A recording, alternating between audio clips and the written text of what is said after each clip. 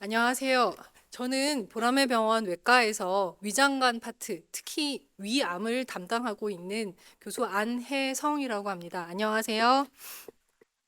네, 제가 보라매 병원에 온 지가 벌써 15년이 넘었더라고요. 그러니까 교수가 된 지가 벌써 15년이 됐는데, 그래서 그동안 저랑 이제 저희 팀에 있는 다른 교수님이랑 같이 계속 위암 환자를 수술을 해왔거든요.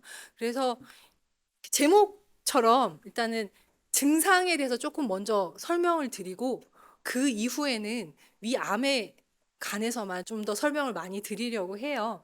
그래서 제목과 비슷하게 저한테 오시는 많은 분들이 처음에는 속이 쓰리다라는 얘기를 많이 하세요. 속이 쓰려요. 근데 여러분들 한번 생각을 해보세요. 대한민국 전체 인구 중에 속 쓰린 사람 많이 들어보셨죠? 뭐 친구분들도 속이 쓰리다고 하고 뭐 아드님이나 자녀분들 중에도 속이 쓰리다고들 많이 하실 텐데요.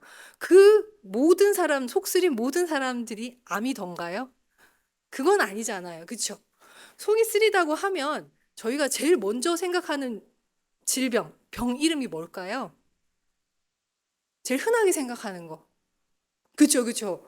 위염이나 이런 걸 생각을 해요. 그래서 의사도 마찬가지예요. 왜냐면 위험 환자가 암 환자보다는 훨씬 많을 거거든요. 그래서 속 쓰리다 그래서 무조건 다 암이라고 얘기 드리지는 않고요. 저희가 이제 그냥 생각을 하는 거죠. 어떤 병일까? 속 쓰린 환자 중에. 그래서 고려하는 게 위염일까? 아니면 궤양일까? 아니면 그 다음에 또 역류성 식도염도 되게 흔해져가지고 우리나라에서 그런 식도염 때문에 아플까 그런 거부터 우선적으로 왜냐면 저 환자분들이 훨씬 많으니까요. 근데 이제 연세가 있거나 좀 하면 혹시나 암은 아닐까. 또 경우에 따라서는 속이 쓰리고 아픈데 이게 위가 문제가 아니고 심장 질환, 뭐 심근경색 이런 데 속 쓰려가지고 병원 가셔서 검사하셨는데 심장이 나쁘다고 들으신 분들도 있거든요. 그래서 그러니까 생각 외로 위뿐만 아니라 오만 가지를 저희가 다 의사 입장에서 고려를 해야 돼요. 속 쓰리는 것도 그렇고요. 그 다음에 저한테 또 오시는 분들이 명치 쪽, 여기 오목가슴 있는 쪽이 아파요. 불편해요. 뭔가 좀 이상하게 이렇게 느낌이 있는데 뭔지 모르겠다고 하세요. 그러면은 명치가 아픈 많은 분들은 실제 검사를 해보면 진단이 어떻게 될까요? 이것도 다 암으로 진단이 될까요? 아니죠. 다 아시다시피 비슷해요. 위염, 궤양, 식도염, 뭐 경우에 따라서는 담낭염, 심근경색 이런 거 아니면 경우에 따라서 폐렴인데 명치가 아프다고 하시는 어르신들도 계세요. 그래서 의사 입장에서는 무조건 이렇게 뭐 위장약 드릴 수가 없는 상황이 되는 거예요. 다른 거일 수 있으니까. 그리고 또 저한테 오시는 분들 중에는 저렇게 소화가 안 되고 더부룩하다라고 오시는 분들 꽤 계세요. 자, 그럼 더부룩하다라고 하면 어떤 진단을 받게 되실까요?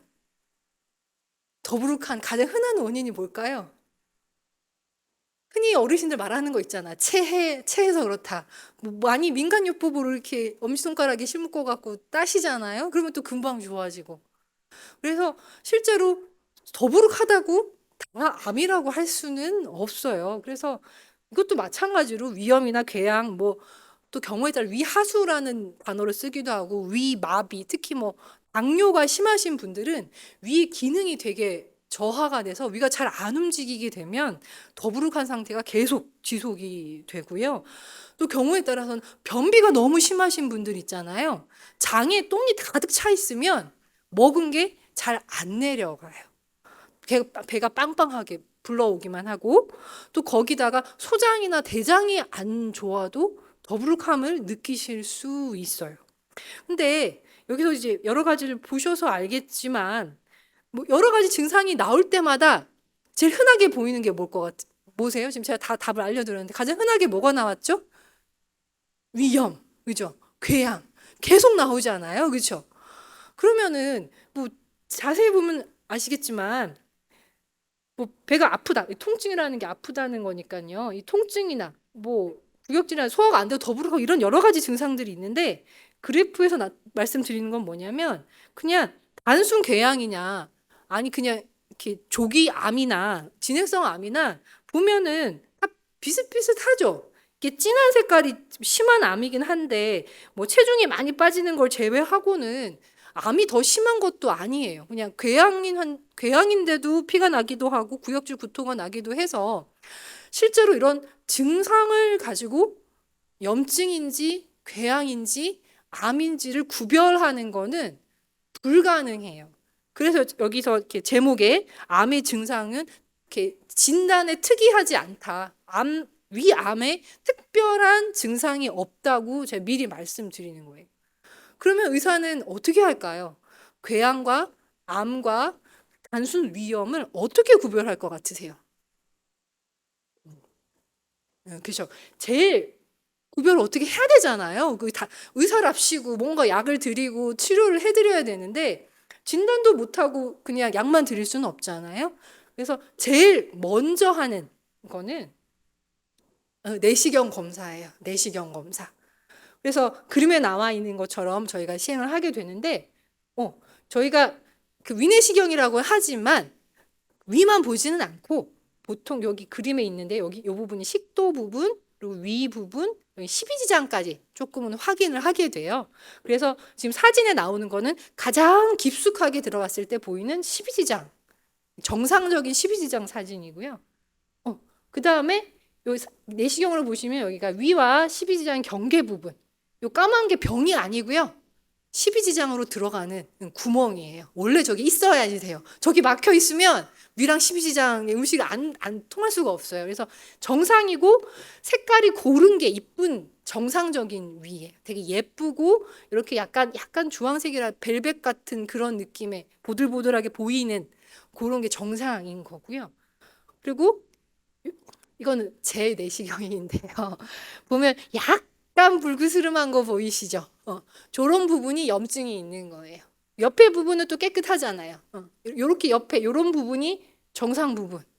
요렇게 보이는 게 뭐 스트레스성 위염이나 뭐 이렇게 피가 난 위염 되는 거고요.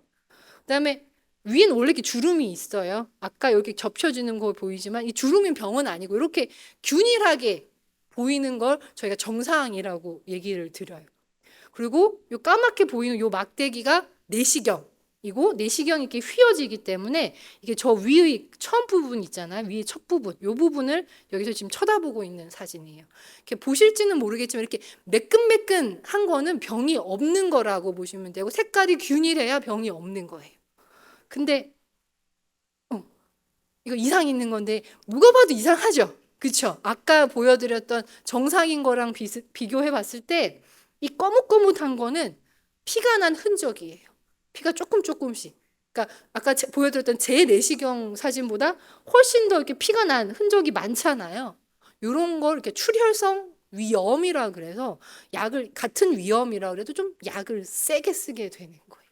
그래서 이거는 그냥 보기만 해도 염증이네 아니네를 알 수 있는데요. 내시경으로 보기만 해도 한번 보실까요? 자, 여기 뭐 이상한 거 보이시죠? 네, 일반인이 보셔도 다 아실 거예요. 내시경에 뭔가 제가 색깔이 이렇게 똑같아야 되는데 여기가 뭐가 이상하게 있어요.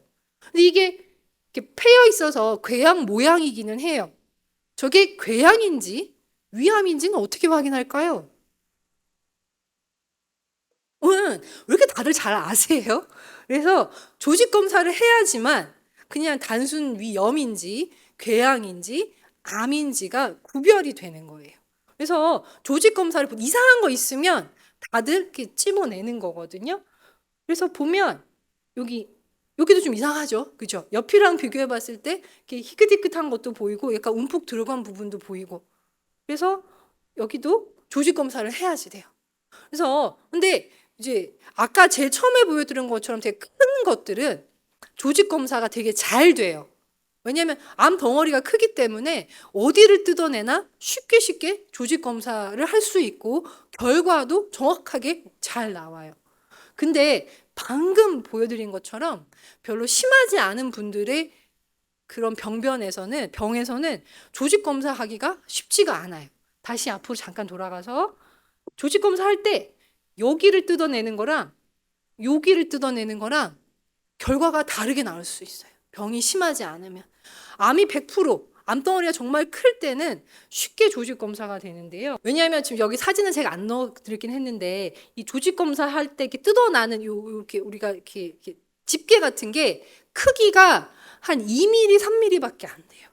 그래서 조직 검사에서 뜯어내는 그 조각의 크기는 여러분들의 눈곱 크기? 그 정도로 생각하시면 돼요.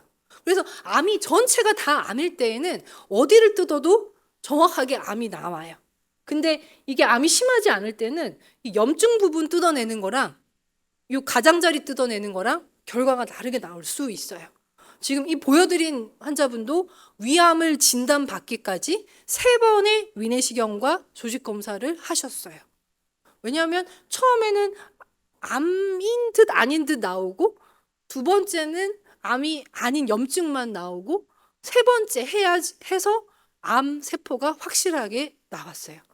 그래서 아주 심하지 않은 암의 경우에는 암 전 단계와 암 시작 단계, 진행된 게 여러 세포들이 섞여 있기 때문에 그 눈곱만치 뜯어내는 거를 어디서 뜯어내는지에 따라서 결과가 차이가 날 수가 있어서요. 저희 한국 사람들, 일반 한국 사람분들처럼 저희도 3, 4번을 좋아하거든요. 그래서 모양이 이상한데 계속 암 전 단계로 나오던가 뭐 암으로 나온다든가 암 아니게 나오면 저희가 확인하기 위해서 간격을 두고 3번 정도까지는 최소한 확인을 해요. 왜 같은 검사 여러 번 하냐고 화 안 내주셨으면 좋겠어요. 정확하게 진단을 하는 게 중요하기 때문에 최소 3번 정도는 저희가 확인을 하고요. 근데 물론 확실하게 암이 나온 경우에는 다시 할 필요가 없죠. 근데 또 한 가지 더, 이렇게 가끔씩 표면은 정상인데요, 속으로 파고드는 그런 암이 있어요. 겉에서 보면은 여기처럼 이렇게 멀쩡하게 이렇게 보이는데 나중에 CT나 이런 걸 찍어보면 위가 되게 두꺼워져 있는 분들이 있거든. 그럼 속을 조직 검사를 해야 되는데 그 2mm, 3mm짜리 그 집게 같은 걸로는 깊숙하게 있는 거를 뜯어내기가 조금 곤란해요. 어떻게 검사를 해야 되냐면 거의 위 빵꾸 날 거 각오하고 푹 찔러서 조직 검사를 해야 되기 때문에 여기 보여드린 것처럼 아주 초기에 아주 진짜 암이 시작이 될 때의 암을 가지신 분들이랑, 그리고 암 중에서도 암은 심한데 그 표면에는 별로 없고 속으로만 이렇게 파고 들어가시는 분들이 있어요. 암은 되게 심한데 그런 분들은 조직 검사를 해도 결과가 안 나와 가지고요. 뭐 저희가 이제 입원해서 좀 많이 뜯어내는 조직 검사를 한다든가 아니면 거의 위를 구멍을 낼 걸 각오하고 최대한 많이 긁어내는 조직 검사를 시도해야지만 정확한 진단을 해드릴 수가 있어요. 그래서 이렇게 증상에 대해서 설명드렸는데 거듭 말씀드리지만 위암에 특별한 증상은 없어요. 이렇게 뭐 더부룩하든 소화가 안 되든 쓰리든 궤양일 수도 있고 염증일 수도 있고 암일 수도 있어서 그거를 구별하기 위해서는 위 내시경 검사와 내시경만 눈으로 보는 거니까 내시경만 하면 그걸로 그치지 않고 거기서 조직 검사까지 추가로 하셔야 정확하게 구별이 될 거고요. 그렇게 이제 진단을 받으시고 저한테 많이 오세요. 그러니까 처음부터 이렇게 증상으로 저한테 와서 내시경 하시는 분들도 있지만 저는 이제 외과 의사다 보니까 수술하는 사람인 걸 다들 아시나 보더라고요. 그래서 진단을 받고 수술하기 위해서 저한테 오시는 분들이 많은데 위암의 치료는 이렇게 수술만 있는 건 아니고요. 내시경으로 긁어내는 것도 있고 수술해서 위를 자르는 것도 있고 그리고 항암 치료를 한다던가 아니면 방사선 치료를 할 수도 있어요. 근데 이거를 어떻게 결정을 하느냐? 대개의 경우는 검사를 여러 가지 더 해야 돼요. 추가적으로. 내시경 말고 제일 흔하게 하는 게 이 CT 검사, 뭐 위 CT를 찍을 때도 있고 복부 CT를 찍어도 되고요. 그다음에 PET라고 우리가 적어놓고 읽기로는 PET이라고 읽는데 이게 전신 검사예요. 머리끝부터 허벅지까지 다 나오는 이런 검사를 해서 아주 초기다. 아주 초기다. 세포 모양도 그러니까 암 세포긴 하지만 별로 심각해 보이지 않는다라고 할 때 내시경으로 파내는 걸 권유드리고요. 내시경 절제는 수술이 아니라서요. 수면 내시경을 한 2시간, 또 많이 걸릴 때 한 3시간 정도 하고 계시는 거예요. 한번 입에 넣고 내시경. 내시경을 입에 넣은 채로, 내시경 보통 하시면 길어야 한 30분이면 끝나거든요. 그게 아니고 시간으로 하시는 거예요. 거의 2시간, 보통 한 평균 2시간 정도 걸리는 것 같아요. 2시간 내내 입에 내시경을 넣고 계시는 거예요. 그래서 암 있는 부분을 넓게 긁어내는 거고요. 수술하고 방사선이 있는데, 그래서 우리가 그러면 병이 얼마나 심하냐를 미리 예측을 해야 되는데, 보통 여기 알려드린 것처럼 얼마나 깊으냐, 림프절에 있느냐, 간이나 폐나 뼈나 다른 데 번졌느냐, 이런 걸 가지고 결정을 하게 되는데, 깊이라는 건 암이 항상 위 안쪽에서 시작을 하게 되거든요. 심해지면 바깥쪽으로 이렇게 튀어나가게 돼요. 이런 걸 CT나 초음파 내시경으로 저희가 확인을 하고 있고요. 보시면 이 얕은 것들은 되게 별로 심하지 않은 일기 위암일 거고, 우들두들하게 막 보이죠. 이런 건 되게 크고 두꺼운 암들은 병이 심하다고 생각을 하는 거거든요. 그리고 위암 진단받고 CT를 찍었는데 이 부분이 간이거든요. 간에 원래 이런 거 없어야 돼요. 전체가 다 요 색깔, 회색깔로 보여야 되는데 중간중간에 이런 게 있어서 이렇게 모양상 위암이 간으로 퍼졌을 때, 물론 되게 심각하게 퍼진 사진이에요. 그러니까 처음 퍼졌을 때는 덩어리가 하나만 보일 텐데 지금 덩어리가 10개도 넘게 보이잖아요. 그래서 제가 이 사진을 환자분한테 보여드리면서 간에 퍼진 것 같다고, 그래서 이런 경우에는 수술보다 항암 치료를 해야 된다고 설명을 드리긴 하는데 못 믿는 분이 많으세요. 왜냐하면 아까 말씀드렸지만 암의 증상이 비특이적이거든요. 거기다가 저희가 위암 전체 환자를 조사를 해보면 한 70% 넘게 아무 증상이 없으신 상태에서 말 그대로 건강검진 또는 그 의료보험공단에서 이렇게 고지서 날라오잖아요. 검사하라고. 그러니까 그걸 저희가 국가검진이라고 하는데, 나라에서 시켜주는 국가검진이라고 하는데, 그 검사를 통해서 진단받으시는 분들이 굉장히 많아요. 요즘에는. 그렇기 때문에 이렇게 간에 다 퍼져 있으신데도 본인은 식사를 아주 잘하셨다는 거예요. 식사도 잘하고 명치 아픈 것도 없고 속이 쓰리지도 않고 잘 지내고 계시대요. 운동도 하고 산책도 하고.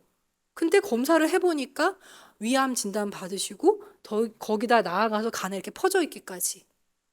그래서 제가 거듭 말씀드리는 건 증상만 가지고 생각하시면 안 돼요. 위암 환자의 한 70%가 넘게가 아무 증상이 없고, 이렇게 간이나 뼈나 아니면 폐에 퍼져 있어도 한 반 정도는 증상이 없다고 얘기를 하세요. 식사를 잘 하신다고. 물론 이렇게 반은 증상이 없지만 반은 증상이 있다는 얘기잖아요. 그러니까 증상 있으신 분들은 뭐 체중이 빠지든지 식사를 못 하신다든지 여위신다든지 아니 빈혈이 아주 심하신다든지 여러 증상이 있기는 한데요. 근데 증상이 없다고 괜찮은 건 아니다라는 걸 제가 말씀드리고 싶은 거예요. 그래서 이렇게 퍼지지만 않으면, 여기 보면 1기, 2기, 3기, 4기를 이렇게 나눠서 이제 증상 있으신 분들을 이렇게 비교를 해본 건데요. 별로 그렇게 차이 있는 거 잘 모르시겠죠. 다 비슷비슷하잖아요. 1기나 4기나 뭐. 그죠? 물론 4기 환자분들은 약간 뭐 통증이나 불편감이 조금 더 많아 보이기는 하는데, 뭐 구역부터가 조금 많아 보이기는 하지만 뭐 그렇다고 크게 뭐 눈에 띌 정도로 달라 보이지는 않잖아요. 그래서 1기냐 2기냐 3기냐 4기냐에 따라서 증상이 더 심해진다, 뭐 이런 거라고 생각하시면 안 돼요. 증상이 없어도 검사는 하셔야지 되고, 그리고 증상이 있으면 더 빨리 가서 검사를 하셔야 돼요. 증상이 있는데 무시하시는 건 더 안 좋은 결과를 초래할 수 있어요. 어쨌건 간에 이렇게 번지지 않았을 때는 저희가 수술을 권해드리게 되는데, 보통 이 암의 위치에 따라서 위를 이렇게 70%를 자르느냐 전체를 자르느냐가 결정되는 경우가 많고요. 근데 요즘에는 뭐 새로운 기술이 나와가지고 위를 전체를 다 안 자르고, 그러니까 위쪽도 한 70%, 50%, 이렇게 60% 자르는 수술이 있어서, 예전에는 이 두 가지 수술만 했다 그러면 한 10년 전부터는 수술 방법 가지수가 거의 6가지, 7가지가 되고 있어요. 그런데 그거를 결정하는 가장 중요한 요소는 암의 위치예요. 병이 심하냐 안 심하냐 이전에 암이 십이지장 쪽에 가까이 있느냐 아니면 식도 쪽에 가까이 있느냐 아니면 중간에 있느냐, 따라서 수술이 달라지게 됩니다. 그래서 이렇게 또 수술을 하면 이렇게 아래쪽 자르는 수술을 제일 흔하게 하는 수술이거든요. 거의 전체 환자분의 한 60% 70%를 다 저 수술을 받고 계세요. 이럴 때 이렇게 남아있는 십이지장이랑 연결하기도 하고 소장이랑 바로 연결하기도 합니다. 그리고 위를 다 자른 경우에는 위쪽에 있는 식도와 장을 연결하는 이런 수술을 해요. 그래서 이렇게 위를 자르게 되면 많은 분들이 물어보세요. 어떻게 먹냐고, 위가 없는데. 근데 위가 하는 역할은 음식의 흡수가 아니거든요. 영양분의 흡수는 여기 적어놨듯이 소장에서 거의 다 하기 때문에 위가 없다고 해서 무조건 체중이 빠진다던가 음식을 먹을 수 없다는 건 아니고요. 근데 위는 이렇게 음식을 잘게 부숴주고 조금씩 소장으로 내려보내는, 그러니까 소장에서 흡수가 잘 되게 도와주는 역할을 하기 때문에, 도와주는 역할이기 때문에 이거를 대체를 할 수 있어요, 사람이. 왜냐하면 많이 씹어서 드실 때부터 천천히 드시면 소장에서 흡수되는 데는 지장이 없게 되거든요. 그래서 위를 얼마나 자르느냐 여기에 이제 초점을 맞추기보다는 저희는 어떻게 하면 암을 완치를 시키느냐에 중점을 둬서 수술을 하게 됩니다. 그래서 요즘은 거의 안 하는 수술이에요. 그래서 사진도 제 사진이 없더라고요. 왜냐면 하도 옛날이어가지고 개복하는 수술이고요. 이거는 제가 전공의 때, 전공의 때면 한 20년도 더 전인 것 같아요. 그때 옛날 사진이고요. 이렇게 이제 무서운 장면 안 나오게 사진 찍어 놓은 건데, 이렇게 수술 이렇게 이만큼 갈라가지고 수술하는데 보면 이렇게 위가 보이고 있죠. 이렇게 하게 되면 거의 30cm도 넘게 이렇게 쭉 명치에서부터 배꼽까지 쭉 수술 자국이 남는 거고요. 제가 여기 와서부터 제가 보라매 병원에서 복강경 수술을 제가 처음 한 사람이거든요. 그래서 요즘에는 저 수술을 거의 안 해가지고요. 그냥 일반적인 정상적인 상황에선 저 수술을 안 한다고 알고 계시면 돼요. 그래서 제일 많이 하는 수술은 여기 복강경 수술이고요. 보시면 여기다 구멍이거든. 여기 배가 있으면 여기 구멍이거든. 구멍에다가 길이가 한 45cm, 50cm 이 정도 돼요. 그러니까 제가 아까 보여드린 거는 제가 손이 직접 위를 만지작거리면서 수술을 하는데 반해서 복강경 수술은 이렇게 길다란 기구가 들어가 있는 거예요. 사진에 보시면 여기가 위고요. 제 위 옆에 있는 이런 임파선을 떼고 있는 사진인데 보이시죠? 이렇게 손으로 만지작거리는 게 아니고 길다란 기구를 구멍을 통해서 넣어서 하는 수술이 복강경 수술이에요. 이렇게 복강경으로 수술해도 앞에 보여드렸던 위를 전부 다 떼는 수술, 또는 뭐 70%만 떼는 수술, 뭐 60%만 떼는 수술 모두가 다 가능합니다. 이렇게 수술을 하게 되면 하기도 하고, 제가 로봇 수술도 제가 보라매 제일 먼저 했어요. 그래서 저희 보라매 병원에서 로봇으로 위를 수술한 게 2013년이 처음이거든요. 그래서 그분은 이미 5년이 지나서 완치가 되셔가지고 잘 지내고 계시는데요. 로봇 수술도 복강경 수술이랑 비슷해요. 다만 제가 50cm 되는 그 기구를 제가 손으로 잡고 수술하면 그냥 복강경 수술이 되는 거고요. 요게 이제 로봇 기구거든요. 로봇 팔이 이렇게 긴 기구를 이렇게 잡으면 그게 이제 들어가는 거예요. 저는 어디 앉아 있느냐? 저 옆에, 방 옆에 이게 로봇 팔 조절하는 기구거든요. 스테이션 옆 조금 같은 방이기는 해요. 여기 방 구석에 있는 이 로봇 조종실에 앉아갖고 저는 화면 보면서 이렇게 수술을 하고 있고, 실제로 로봇은 환자 옆에서 이렇게 로봇이 움직이고 있는 거예요. 저는 여기서 이렇게 조금 움직이고 있고, 로봇은 여기서 환자 바로 옆에서 움직이는, 이게 로봇 수술이에요. 그래서 그 복강경 수술도 하고 로봇 수술도 한 10%, 우리 10명 수술하면 한두 명 정도는 로봇을 선택을 해주시는데요. 이제 로봇 수술이 더 좋은데 단점은 비용이에요. 의료보험 적용이 안 돼서 거의 로봇 수술 비용이 뭐 적게는 한 800만 원, 많게는 뭐 1200만 원 사이로 왔다 갔다 하는, 거의 1000만 원대, 800만 원에서 1000만 원대 수준이어가지고요. 실비보험이 없으면 저희가 권해드리기가 되게 곤란한 수술이고요. 그렇게 하게 되면 장점은 뭐가 있느냐? 아까 보여드렸던 것처럼 구멍만 뚫잖아요. 그러니까 구멍 크기만 있는 거예요. 그리고 잘라낸 위를 덜어내는 요만큼의 상처만 있어도 상처가 작으니까 좀 덜 아프신 게 있겠죠. 회복이 빠르고 그다음에 성적이 크게 차이가 없는 걸로 연구가 다 되어 있어요.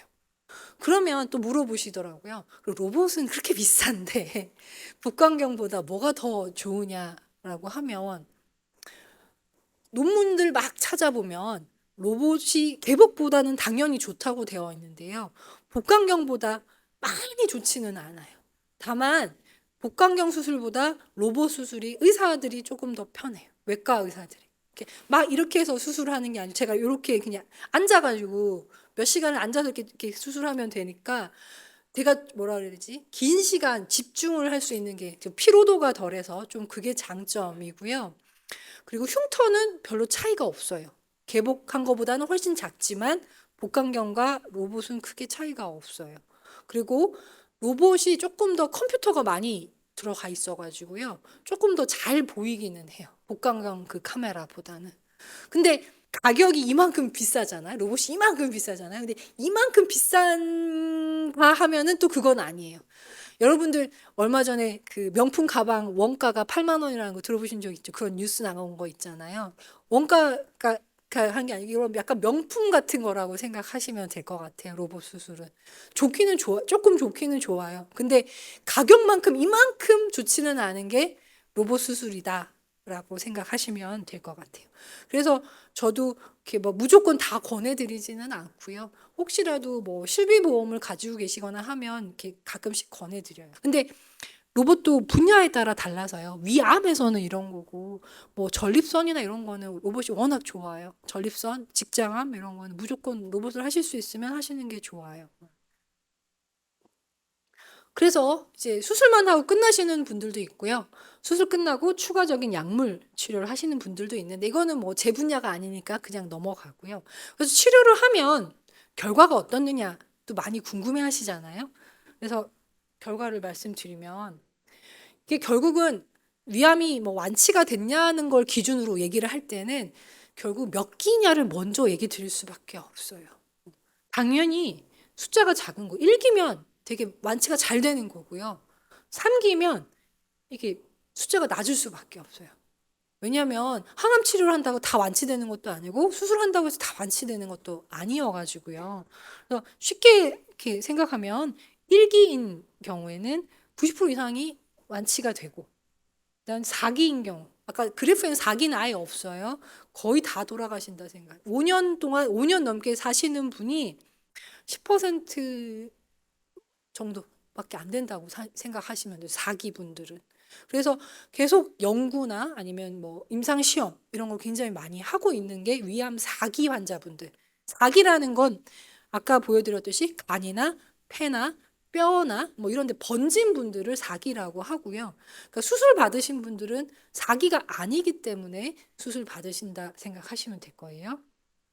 그래서 결국은 1기인 게 좋은 거잖아요. 아까 보여드렸듯이. 그 얘기는 뭐냐면 일찍 발견, 일찍 진단을 되셔서 치료를 하시는 게 완치가 더 잘 된다는 얘기예요.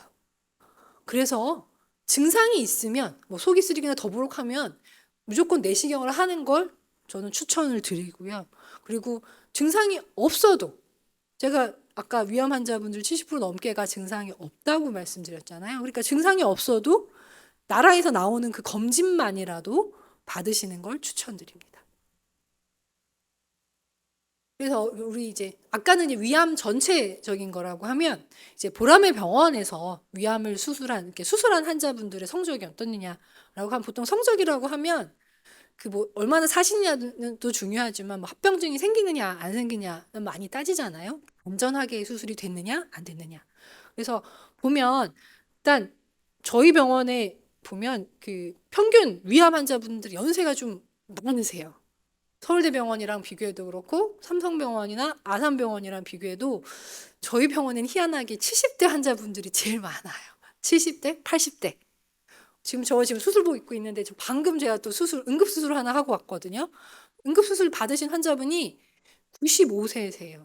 95세인데 원래 진단받기로는 몇 년 전에, 그러니까 2021년에 받으셨는데 별로 안 심하셔서 그때가 91세 그러니까 21년 92세시잖아요. 그래서 연세가 90세 넘으니까 수술 안 하신다고 아무리 권해 드려도 안 받으셨는데 그 사이에 확 진행을 하셔 가지고 번지기도 번지고 근데 이제 번진 게 문제가 아니고 터져 가지고 위에 구멍 암에 있는 위암에 구멍이 나서 제가 응급 수술을 안 할 수가 없었는데요. 그때는 수술을 거부하셨지만 이 터진 거 냅두면 큰일 나잖아요. 어쩔 수 없이 이제 수술을 택하셨고요. 그러니까 이렇게 90대 환자분들도 꽤 있으세요. 나이가 그 위절제에 장애가 되지는 않고요. 그래서 평상시에 뭐 산책하시고 잘 활동하신 분들은 80대 중반이시던 제가 수술한 최고령자 환자분이 오늘 수술한 그 85세 할아버님을 제외하고는 92세 분이 제 최고령자시거든요. 그 92세 분도 수술을 해보니까 생각보다 너무 회복을 잘 하시는 거예요. 그래서 저희 병원 보시면 알겠지만 합병증이 이 정도고 정말 심각한 게 이 정도인데요. 굉장히 적은 거예요. 그러니까 전 세계적으로 봤을 때 뭐 미국이나 뭐 유럽보다 당연히 좋은 거고 국내에서 비교해서 그냥 저희가 무조건 저희가 최고다라고 말은 못하지만 비슷한 수준이거든요. 근데 비슷하다는 얘기는 뭐냐면 저희가 남들보다 고령 환자가 많잖아요. 나이 많으신 분들이 저희 병원에 주로 오시는데 합병증이나 이런 게 젊은 사람 수술한 병원이랑 차이가 안 난다. 뭐 서울대 해화동이나 뭐 삼성이나 아산이나 비슷하다는 얘기는 저희가 나이 많은 어르신들을 굉장히 안전하게 수술하고 있다고 제가 자신 있게 말씀드릴 수 있을 것 같아요. 그래서 되게 거기에 대해서 자부심을 가지고 있고 저희가 뭐 연구나 이런 거 할 때도 그래서 연세 많으신 환자분을 대상으로 연구나 이런 걸 꽤 많이 하고 있는 중이에요. 그래서 이제 여기까지가 치료와 그 합병증 말씀드렸는데요.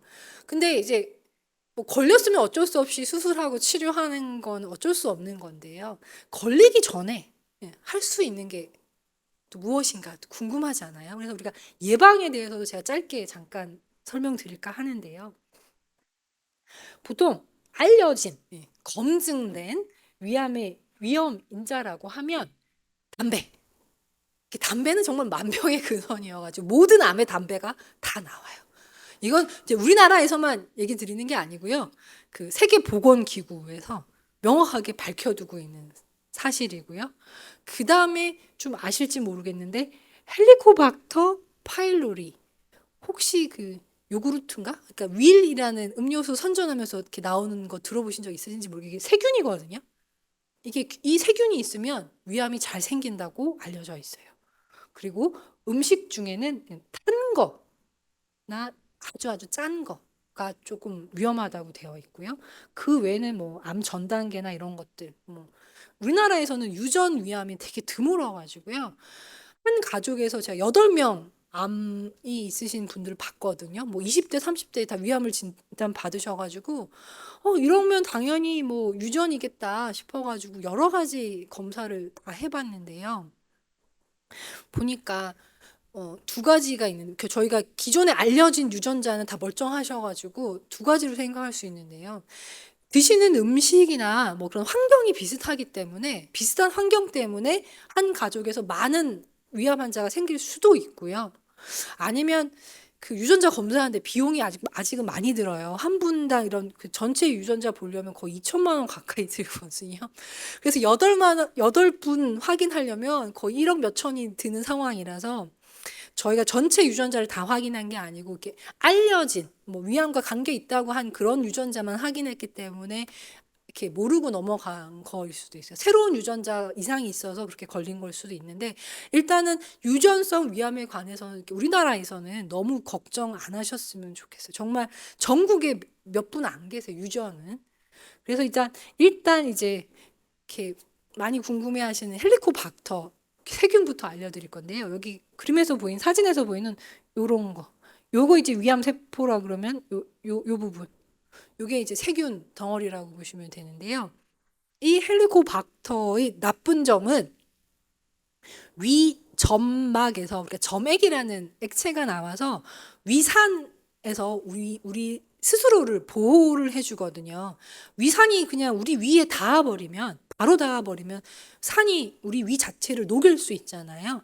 그래서 우리 몸에는 위에서는 산만 나오는 게 아니고 점액 또 같이 나오게 되어 있는데, 그러니까 위가 있으면 거기 점액이 있고 산은 그 안쪽으로 이렇게 분출을 시키는 거예요. 그러니까 위산은 제일 안쪽에 있고 밑에 점액이 있고 우리가 점막 위 안쪽이 면이 있다고 보시면 되거든요. 그래서 산과 위 사이에는 점액이 차 있다고 보시면 되는데, 이 헬리코박터, 이 나쁜 놈은 그 중간에 있는 점액을 녹여버려요. 그럼 어떤 일이 생기느냐? 점액이 없어지니까 산이 스스로 자기가 위산을 만든 그 주인이 되는 위에 작용을 하게 되겠죠. 산이 위에 닿으니까 그 부분에 염증이, 초기에는 염증이 생기고 심해지면 궤양까지 생길 수 있는 거예요. 그래서 헬리코박터가 있는 채로, 저 세균이 있는 채로 위염약이나 위궤양약을 복용을 하시면 생각보다 이게 잘 안 나아요. 헬리코박터가 없을 때에는 우리가 그 궤양약이라는 걸 쓰면 그냥 보통 평균적으로 2주에서 4주 정도면 싹 이제 아물거든요. 담배가 안 피시는 분일 경우에 그 정도면 아무는데, 저 균이 있는 경우에는 뭐 한 달을 치료해도 2달을 치료해도 궤양이 잘 안 낫는 경우가 많아요. 그래서 저렇게 저 균이 있는 경우에는 계속 염증이 이렇게 지속되는 경우가 많고, 그냥 급성 염증이 거의 대부분 만성 염증으로 진행하는 경우가 있고요. 모르는 채 계속 저 염증이 진행이 되면 그 만성 위축성 위염이라는 게 생기게 되고, 이것도 놔두면 뭐 손종이 생기기도 하고 장상피 화생이나 여러 가지 암 전 단계로 진행을 조금 더 가속화, 빠르게 만드는 상황이기 때문에 저거를 없애는 걸 세계보건기구에도 추천을 하고 있어요. 그래서 선진국의 경우, 예를 들어 뭐 미국 같은 경우에는 전 국민의 한 20%, 30%가 가지고 있고요. 백인만 따지면 10%도 안 가지고 있어요. 미국에 사는 백인 중에는 100명 중에 10명도 안 가지고 있는 균이 저 헬리코박터균이에요. 그러면 우리나라에는 과연 몇 퍼센트의 국민들이 저 헬리코박터균을 가지고 있을까요? 한번 생각해 보실까요? 몇 퍼센트 같으세요? 미국보다는 좀 많아요. 한 50에서 60% 정도 가지고 계세요. 전 국민 중에서. 연구를 해보면. 그래서 이제 문제가 발생해요. 왜냐하면 치료하는 사람은 계속 치료를 하고, 퍼뜨리고 다니는 사람은 계속 퍼뜨릴 수 있는 게 저 헬리코박터 균이거든요. 어떻게 보면 동시에 딱 치료를 해버려야 싹 없어질 텐데, 저게 침에서 침으로 전파가 되는 균이거든요. 그래서 숟가락 같이 쓰거나 아니면 국 같이 떠드시거나 하면 생길 수 있어서, 숟가락 젓가락도 집에서도 개인 숟가락 개인 젓가락 쓰시고, 국그릇 따로 드시고 찌개 그릇 다 따로 드셔야 돼요. 근데 어쨌건 간에 내가 치료해도 가지고 있는 사람이 또 퍼뜨리면 또 다시 감염이 될 수 있는, 우리나라에서는 굉장히 흔한 균이라고 생각하시면 돼요. 선진국일수록 굉장히 퍼센트가 낮고, 이게 10%가 안 되면 그 나라에서는 위암이 되게 많이 안 생겨요. 아직까지도 우리나라에서는 위암이 5손가락 안에 들어가거든요. 뭐 미국은 20등 안에도 안 드는 것 같아요, 위암이. 근데 우리나라에는 4등 하고 있어요, 아직까지. 그리고 저렇게 헬리코박터를 없애야 이제 되는 거. 보통 약은 2주만 드시면 없앨 수 있고요. 근데 저 10명 중에 한 분, 저 균을 가지신 10명 중에 한 분은 저 헬리코박터 균이 항생제 내성이 있어가지고요. 치료할 수 있는 약이 없는 분도 있어요. 치료해도 안 듣는 분도 있고. 근데 어찌건 간에 균이 있는 게 진단이 되시면 없애는 걸, 이렇게 치료를 받으시는 걸 추천드리고요.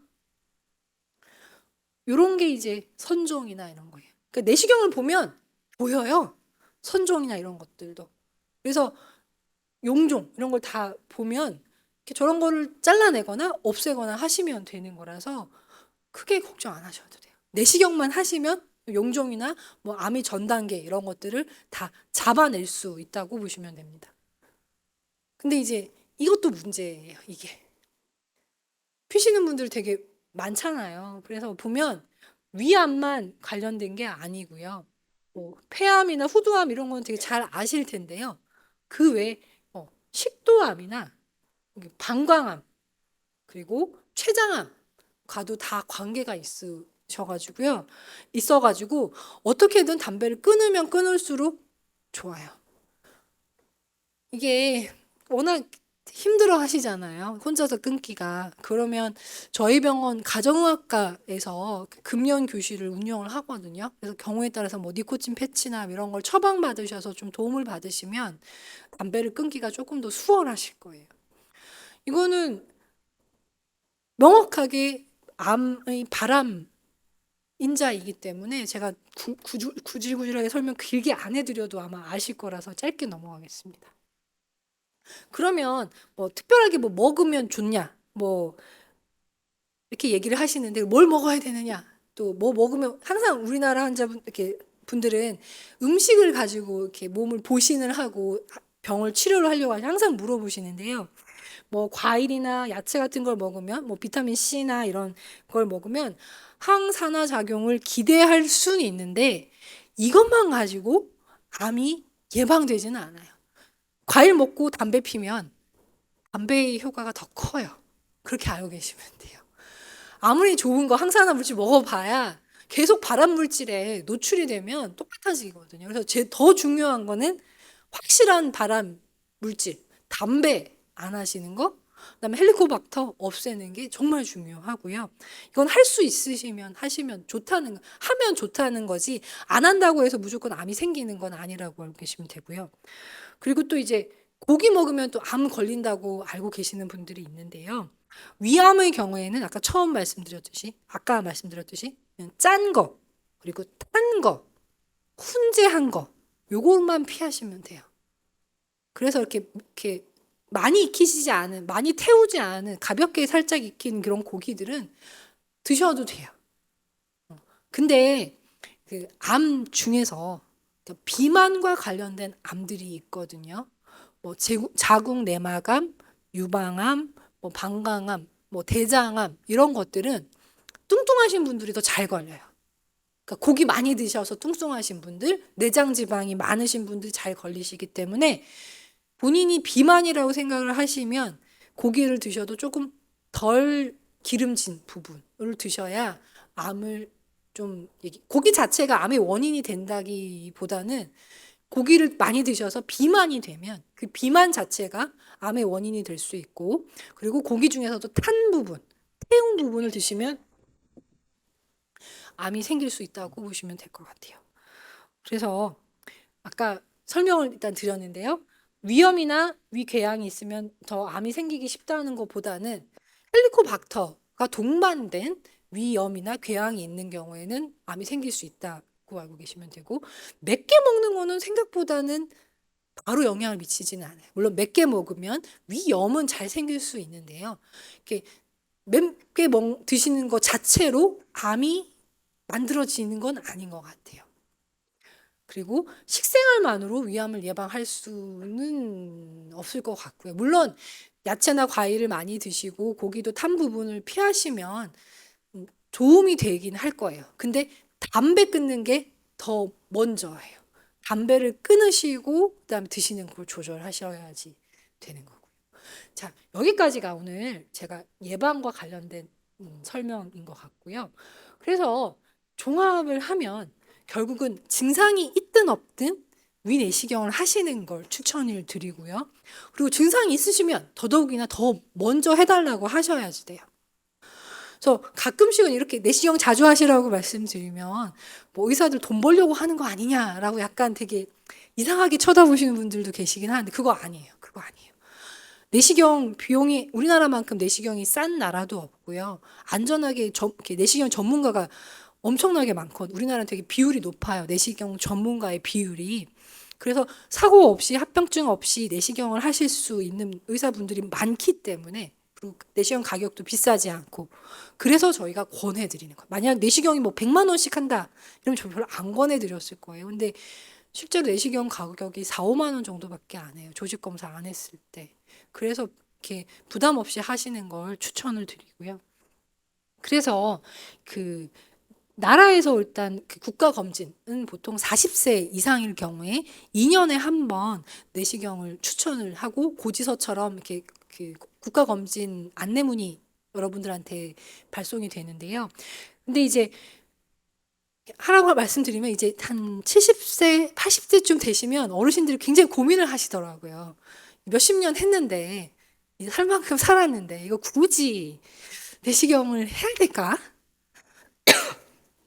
이 정도 나이 됐으면 암으로 나온다고 해도 나는 이제 수술 받기 싫은데 그럼 굳이 내시경을 해야 될까? 라고 많이 물어보세요. 그러면 근데 저가 이제 드리는 답은 요즘에 평균 수명이요. 남자분들은 한 82에서 84세가 된 지가 좀 오래됐고요. 여자분들은 85세에서 87세까지, 그러니까 평균 수명이에요. 평균 수명. 이 굉장히 많이 높거든요. 그래서 70대 후반이나 80대 초반은 살 만큼 살았다가 아닌 거예요. 그 평균 수명이 안 됐잖아요. 그래서 최소한 90대 정도는 되시고 평균 수명 이상으로 사신 다음에는 할까 말까를 고민하시지만 그 전에는 최소한 2년에 한 번 정도 하시는 거는 그렇게 나쁘지 않을 거라고 생각이 돼요. 그래서 그 아까 지금 제가 응급수술하고 온 그분도 진단받고 안 하신다, 안 하신다, 안 하신다 그랬는데 결국은 그 내버려 두니까 문제가 생기잖아요. 천공이 생겨가지고 지금 막 복막염이 돼서 수술 안 할 수가 없어서 수술 받으신 이런 상황은 아니었으면 좋겠어요. 차라리 그냥 좀 발견됐을 때 치료를 받고 수술을 받으셨으면 지금 이렇게 막 이렇게 중환자실 가시고 뭐 응급수술 한다고 막 개복 이만큼 크게 하고 이런 게 없었을 거거든요. 그래서 이렇게 발견할 수 있으면 초기에 발견을 하면 차라리 그냥 그 수술도 아니고 내시경으로 이렇게 긁어내는 거 제가 지나가듯 설명드렸잖아요. 요즘은 그런 치료도 가능하기 때문에 무조건 내시경을 안 한다 보다는 차라리 증상 없을 때 규칙적으로 검진을 받으시는 게 훨씬 더 안전하다라고 말씀드리고 싶습니다. 그래서 어떨 때 내시경을 해야 되느냐 보면 아까 처음에 말씀드렸던 속쓰림이나 소화불량이나 뭐가 증상이 있다. 그러면 겁먹지 마시고 근처에 내시경 전문 병원 가셔서 검사를 받으시면 되고 뭐 이전에 헬리코박터균이 있다는 얘기를 들어서 뭐 치료를 했다. 그런 경우에 이제 없어졌는지 확인을 받으셔야지 될 거고요. 그리고 이전에 이상했다고 하면 최소한 1년에 한 번은 받으셔야지 돼요. 그러니까 이상했는데 국가검진이 2년에 한 번이라고 2년을 기다리실 필요는 없는 거거든요. 그럼 이상했으면 매년, 최소한 매년 아니면 6개월에 한 번은 받으셔야지 되고요. 그리고 다들 또 젊은 분들은 바쁘다고 안 받으시더라고요. 저희 집에도 안 받는 사람 한 명 있어요. 제가 이제 위암이 전문인 외과 의사인데도 불구하고 하도 안 받아하고 제가 진짜 직접 예약까지 다 해줬거든요. 돈도 다 내가 내주고. 그러지 않으면 안 하더라고요. 옆에 있는 사람이 이렇게 왼수가 한 명 있어요. 제가 그렇게 하라고 하는데 안 하는 사람. 또 집에 가족 중에 위암 환자가 있으시면 아무래도 식습관이 비슷하시기 때문에 뭐 담배든 아니면 짜게 먹는 습관이라든가 이런 게 비슷한 경우가 많기 때문에 정기적으로 하시는 걸 추천을 드리고요. 그리고 이전에 위 수술을 받으셔가지고 위가 남아 있으신 분들은 정기적으로 하기를 권해드려요. 아무래도 위암이 한 번 생겼던 위라는 것 자체는 확률이 높거든요. 그러니까 위 전체로 봤을 때. 물론 남아있는 부분은 깨끗했긴 했지만 어쨌든 위암이 잘 걸리는 위를 가지고 계시는 거기 때문에 그래도 완치가 되시고 난 이후에도 1년이나 2년에 한 번 정도는 내시경 받기를 추천드립니다. 여기까지가 오늘 제가 설명드릴 내용이고요.